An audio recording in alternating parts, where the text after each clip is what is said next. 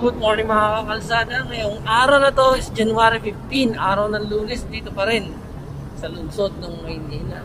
Nandito na naman tayo sa kahabaan ng Road 10 para mag-update dito sa may area ng Aroma Compound, malapit doon sa Kapilan.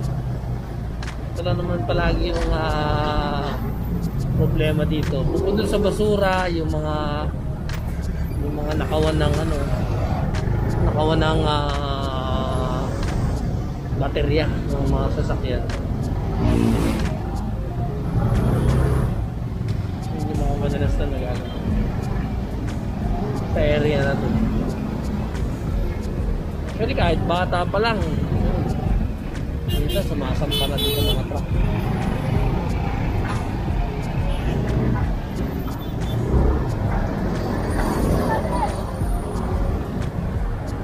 Linis na ng journal natin. Linis.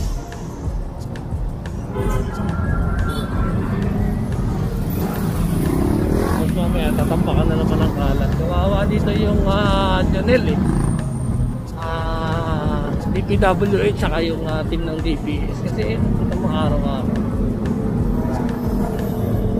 Dito kasi nila pinipilian ng ng bulasi. Yung tawag nila doon, yung mga plastic. Yung mga bagay na pwedeng mapakinabangan. Yung area na to, kita nyo malinis.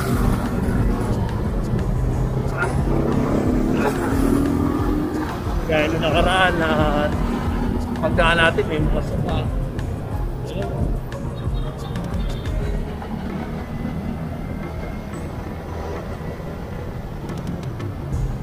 Yung mga bakapag. Ayan, ay mga kapag. Kalungkot, no? kahit anong gawing linis, siguro talaga kailangan talaga yan dyan, bantayan.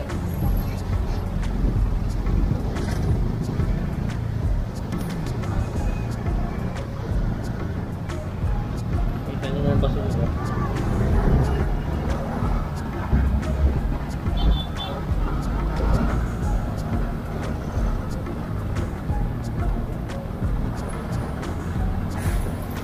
Saka pala tayo ng ngayon, Baclaran para mag-update.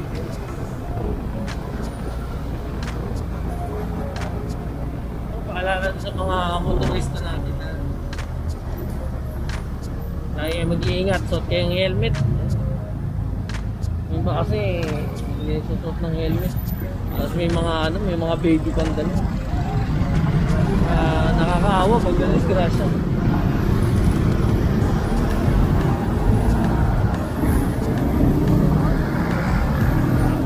Mga journal natin. Sabihin nyo, wala nagliliin. Araw-araw yan. Bukod sa journal, DPS, saka DPWH. Yung DPWH yung mga kulay. Yung bawal siya. Yung mga local pa. Ang bawal siya. Parang pagkat matatataw.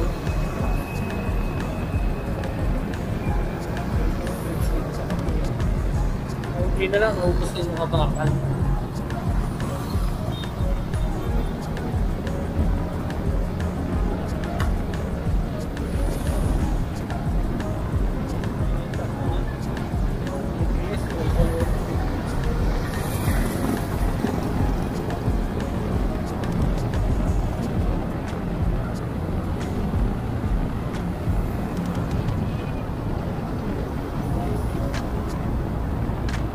Sa mga area ng Moriones.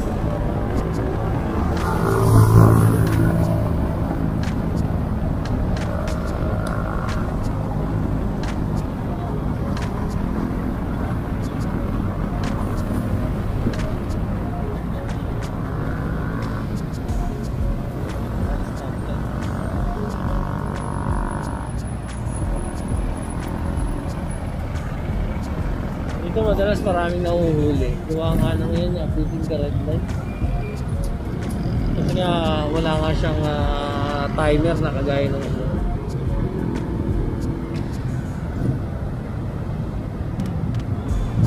yun yung kahabaan ng Moriones. Nga pala malapit na yung yung kapistahan niya sa Tondo. So, mag-update din tayo dyan about sa mga clearing operation na gaganapin.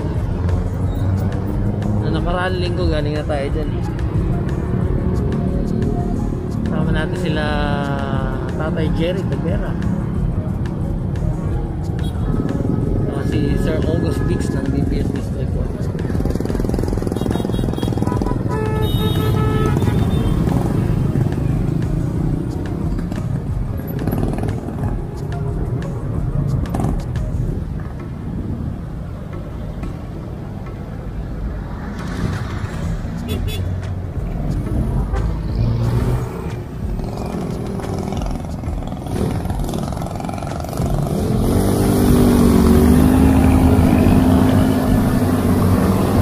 Ano na lang si Boy Talya.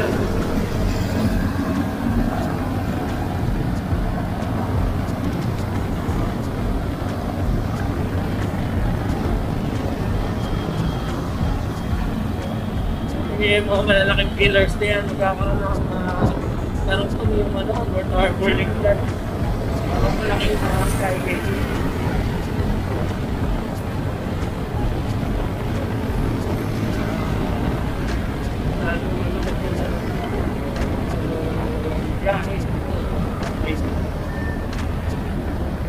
Same time yun, may airport na sa Bakas.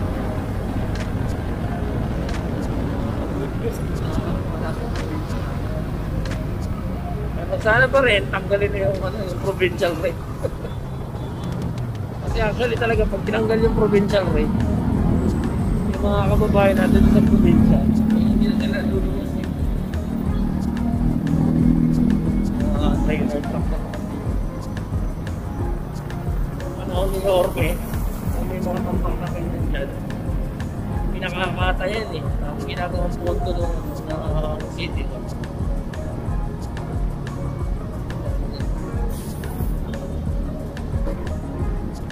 Sabi.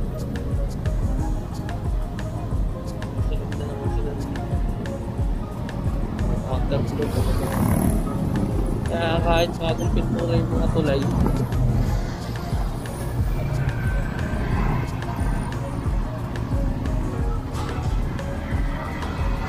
maiitim, gawa na dyan sila nagsasalang ng mga mais nila. Or informal settlers na rin din. Itong way pala na to, papuntang ano yan, Parola Compound.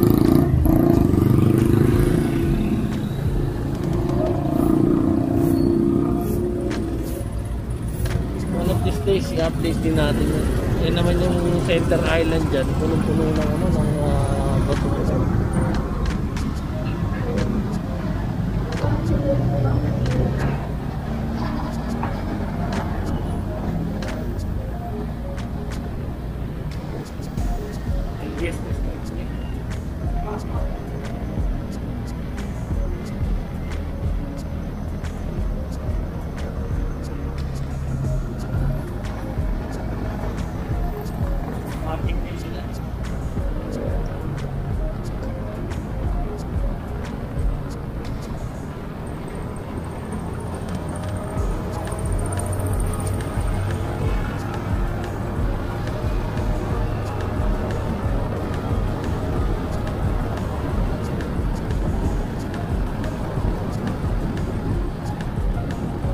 Nga ng bahagi, hindi naman yung pupunta ng Paseo. Hanggang dito lang sa the circle yung ano natin, yung update natin.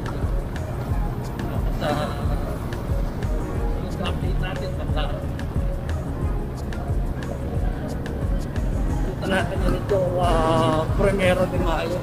Kasi sinasabi nila doon na yun nga, nagbalikan na naman, kasi COVID lang doon. Tignan natin, nagbalikan talaga.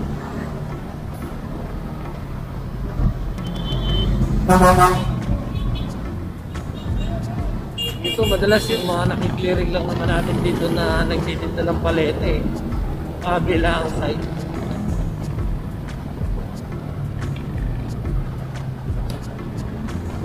Palete, meron pa rin.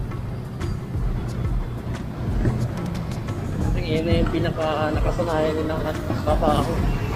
Yung pinagkukunan nila ng income. Kalakasan lang talaga na loob. Ayun, kabilang ito. Under yung ano. Magana yung fountain ng under sa ito. Kala ko nakaraan hindi mo. So, dito na lang yung update natin. Sunod natin yung Pasay pa. Iingat kayo palagi. Yan.